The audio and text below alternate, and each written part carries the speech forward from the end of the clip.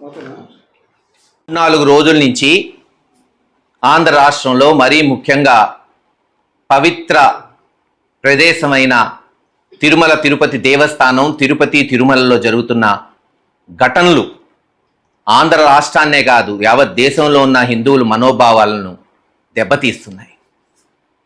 గోమాత పేరులోనే ఉంది, తల్లితో పాటు ఎంతో ప్రీతిపాతిగా పిలుచుకుంటాం, గోమాత అనుకుంటాం.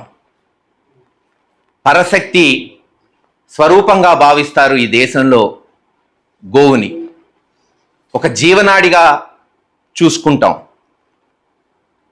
గో బ్రాహ్మస్యు శుభమస్తు నిత్యం లోకా సమస్త సుఖినో భవంతు. గోవు చల్లగా ఉంటే లోకమంతా హాయిగా ఉంటుంది అని నాడు ఉంటుంది. అనాది నుంచి గోవుని దైవంతో పోల్చుకుంటాం. ప్రహ్లాదుని చరిత్రలో దేవతలు ఆ దేవాతి దేవుడు విష్ణువు దగ్గరికి పోయి రాక్షసులు పెట్టరేగిపోతున్నారు, అవతార పురుషుడివై వాళ్ళని సంహరించాలంటే ఓ మాట అంటాడు,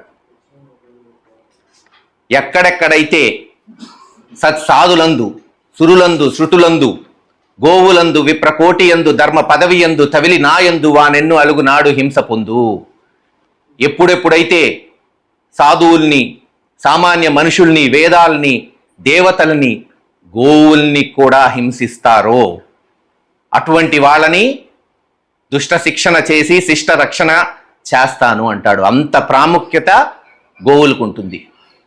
ఈరోజు ఏం జరుగుతుంది?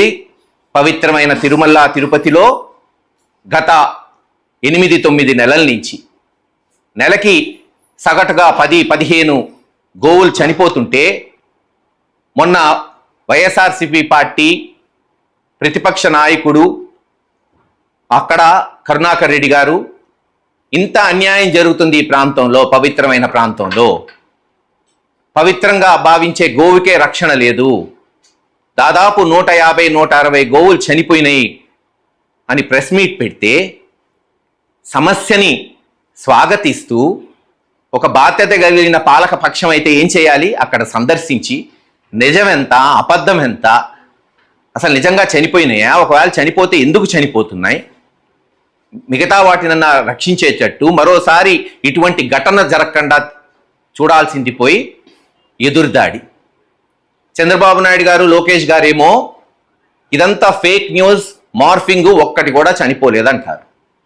అక్కడ తిరుపతి ఎమ్మెల్యేనేమో శ్రీనివాసులు గారేమో 40 చనిపోయినాయి అన్నాడు, ఈఓ గారు వచ్చి 30 అంటారు, చైర్మన్ గారు మరొక అడుగు ముందుకేసి ఖచ్చితంగా 20 అయితే చనిపోయినాయి, అయినా ఏముంది దీంట్లో, మీ ఇంట్లో చనిపోరా ఏంది అన్నాడు. వాస్తవమే, వయసు రీత్యా పెద్దవాళ్ళై అందరిళ్లలో ఎవరో ఒకరు చనిపోతుంటారు, బాధపడుతుంటాం. ఎవరి జీవితం శాశ్వతం కాదు. ఇంకో 30-40 సంవత్సరాలు ఆ చైర్మన్ గారు ఉండరు, ఇంకో 50 సంవత్సరాలు నేను ఉండను, ఎవ్వరూ శాశ్వతం కాదు. కానీ ఆయన అన్నట్టు ఒకే ఇంట్లో 2-3 నెలల్లో పెద్దవాళ్ళు చిన్నవాళ్ళు ఒక 5-6 చనిపోతే ఆందోళన చెందరా? మొత్తం వచ్చి ఆ ఇంట్లో కూర్చోరా? ఏం జరుగుతుంది ఆ ఇంట్లో? ఏమన్నా అంటరాని వ్యాధులు సోకాయా? దాన్ని ఎలా ఆపాలి? వేరే వాళ్ళ ఆపద పడకుండా చూడాలి, రక్షించాలా లేదా? మరి వాళ్ళు చేయాల్సిన బాధ్యత వాళ్ళకు ఉన్నిందా లేదా? చైర్మన్ కావచ్చు, ఈవో కావచ్చు, జేఈఓ కావచ్చు, ఇతర అధికారులు కావచ్చు, ఇలా గోశాలలో చనిపోతున్నాయి, ప్రతి నెల ఇదే జరుగుతుంది అన్నప్పుడు వెంటనే సందర్శించి నిపుణుల్ని తీసుకెళ్లి వెటనరీ డాక్టర్లు బహుశా నాకు తెలిసి ఖచ్చితంగా తిరుమల తిరుపతి దేవస్థానం కూడా ఉంటుంది. ఏం చేస్తున్నారు వీళ్ళంతా? ఈ రోజున బాధ్యత కలిగిన ప్రతిపక్షం అంటే ఏంటి? ప్రజల సమస్యలు లేవనెత్తటమే మా ప్రథమ కర్తవ్యం. అదే చేసేకుంటున్నారు. అప్పులు పాలై కుదేలై మిరపబోయ కందిబోయ 20,000 ఉన్న మిరప 9,000కి వచ్చింది. కంది అదే పరిస్థితి. బీబీటీలు అయితే 1800 కొనేవాళ్ళు ఈరోజు 1300 కొంటున్నారు. కనీసం జగన్మోహన్ రెడ్డి గారు ఉంటే ఆ రైతు భరోసా కింద 13,500 అన్నా ఇచ్చేవాడుగా. చంద్రబాబు నాయుడు గారు ఏం చెప్పాడు? నేను 20,000 ఇస్తాను, జగన్మోహన్ రెడ్డి 13,500. ఇది ఏది 20,000 చెప్పండి. పోయిన సంవత్సరం 20,000, ఈ సంవత్సరం 20,000 కలుపుకుంటే 40,000 ఈరోజు ఇవ్వండి, కాపాడండి. ఆ రైతుల్లో 50% మీకు ఓట్లు వేసిన తెలుగుదేశం రైతులు ఉన్నారుగా, వాళ్ళు అడుగుతున్నారుగా. ఫీజు రీఎంబర్స్మెంట్, కాలేజీలు అయిపోయినాయి, టీసీలు తీసుకొని వెళ్ళిపోవాలి, ఇంకా ₹1 కట్టట్లా కాలేజీలకి. అమ్మఒడి అంతే పరిస్థితి. ఒక్క పథకం ఆచరణలో ఇదిగో బ్రహ్మాండంగా చేశాం. ఫ్రీ బస్ అన్నారు, ఆ బస్సు ఎక్కడ తెలంగాణలోనే ఆగిపోయినట్టుంది, ఆంధ్రాకి రాలా ఇంకా ఫ్రీ. ఇలా ప్రతి విషయం ఖచ్చితంగా బాధ్యత కలిగిన ప్రతిపక్ష పార్టీగా జగన్మోహన్ రెడ్డి గారి నాయకత్వంలో వైఎస్ఆర్సీపీ నాయకులు అందరం కూడా ప్రజల పక్షాన నిలబడతాం. నేను గతంలో చెప్పా, పాలక పక్షమా ప్రతిపక్షమా కాదు, మాకు అధికారంలో ఉన్నా ప్రజల పక్షమే, ప్రతిపక్షంలో ఉన్నా ప్రజల పక్షమే.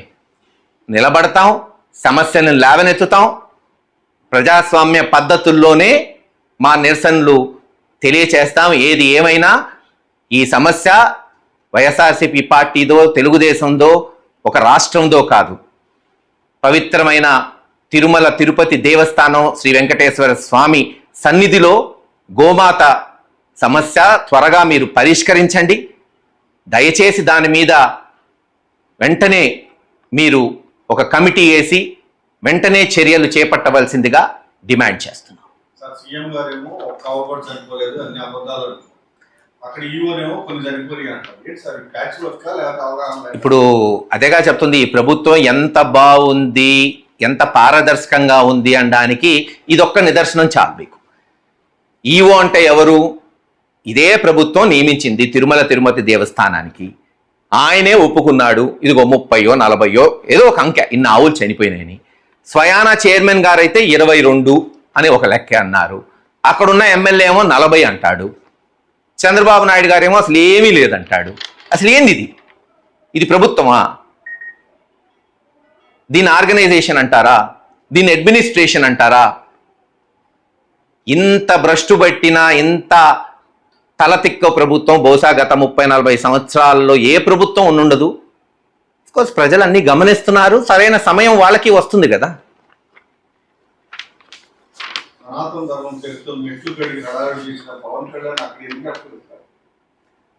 అది పవన్ కళ్యాణ్ గారిని అడగాలి మీరు. చిన్న సమస్య, తిరుపతి తిరుమల దేవస్థానాన్నే రాజకీయాలు వాడుకోవడానికి, నెయ్యిలో పదార్థాలు వేరే కలిసినాయని వాళ్లే ఒక స్టోరీ అల్లి, వాళ్లే పోయి దాన్ని ప్రచురణ చేసి, వాళ్లే ఆ టెంపుల్ ఒక గౌరవాన్ని దేశంలో తగ్గించి భక్తుల మనోభావాల్ని, చివరికి సుప్రీంకోర్టు కూడా మొట్టికాయలేసింది. రాజ్యాంగ పదవిలో ఉన్న వాళ్ళు ఎంత జాగ్రత్తగా మాట్లాడాలి అని సుప్రీంకోర్టే అక్షింతలేసింది. ఎందుకంటే ఆ ల్యాబ్ రిపోర్ట్లో ఏమీ రాలేదు, అదంతా కట్టు కదా. కేవలం వచ్చిన వెంటనే జగన్మోహన్ రెడ్డి గారిని భ్రష్టు పట్టించాలి, పథకాలు ఇవ్వట్లేదు కాబట్టి డైవర్ట్ చేయాలి రాజకీయాలని చేసిన కథ అని అందరికీ తెలిసింది. కానీ ఈరోజు అది కాదు కదా. ఇది కథ నిజమా, గోశాలకు పోతే తెలిసిపోతుంది.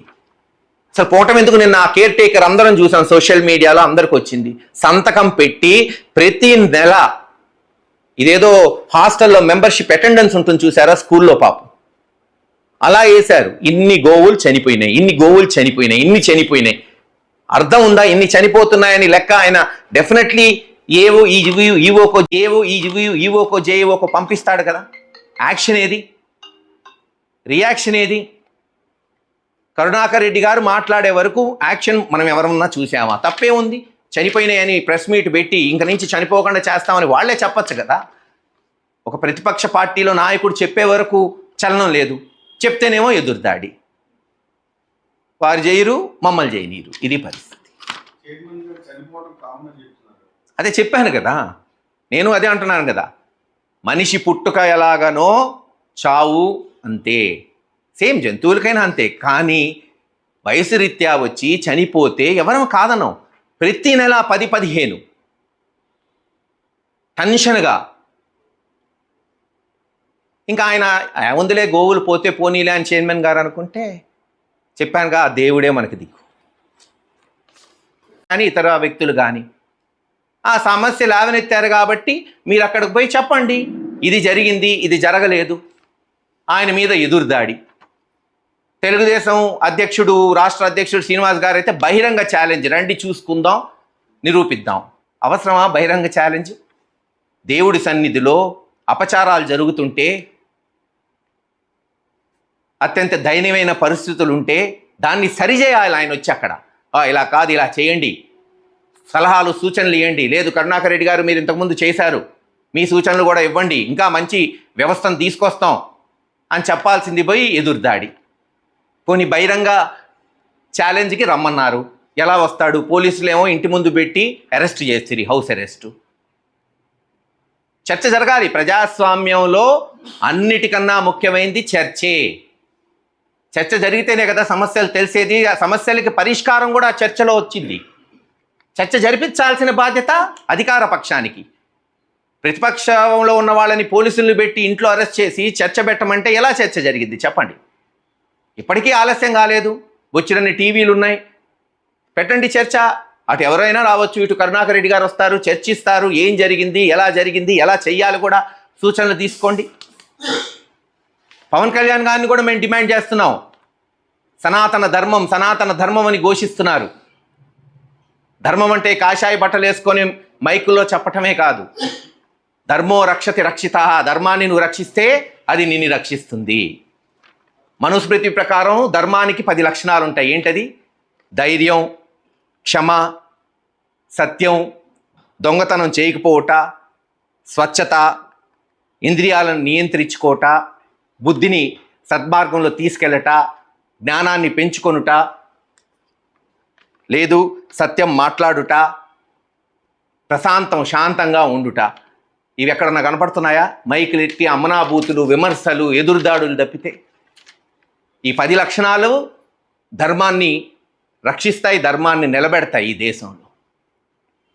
ఎస్, మేమేమనుకున్నాం, కరుణాకర్ రెడ్డి గారు ఇచ్చిన వెంటనే చంద్రబాబు నాయుడు గారు సరే ముఖ్యమంత్రి గారు ప్రతిదానికి పోరక్కర్లేదు, లోకేష్ గారో పవన్ కళ్యాణ్ గారో అక్కడికి పోయి, ఎందుకంటే తిరుపతి, తిరుమల, గోవు సెంటిమెంటే కాదు, అన్ని రకాలుగా భావోద్వేగాలతో కలిగిన అంశాలు ఇవన్నీ. ఒక సీరియస్ ఇష్యూకి వాళ్ళు పోయి ఈవో వల్ల కావట్లేదు, చైర్మన్ గారి వల్ల కావట్లేదు, అధికారుల వల్ల కావట్లేదు, ఇంక ప్రజలు ఎటువైపు చూడాలి చెప్పండి? ఆ దేవుడి వైపే చూడాలి.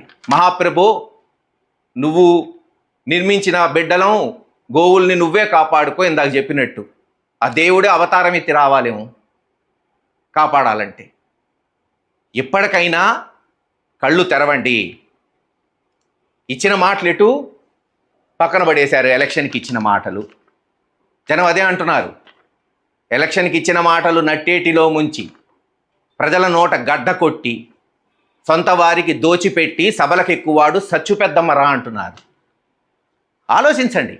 అవి ఎటు పోయినాయి, వదిలేశారు. కనీసం ఇటువంటి సమస్యల మీదైనా స్పందించండి.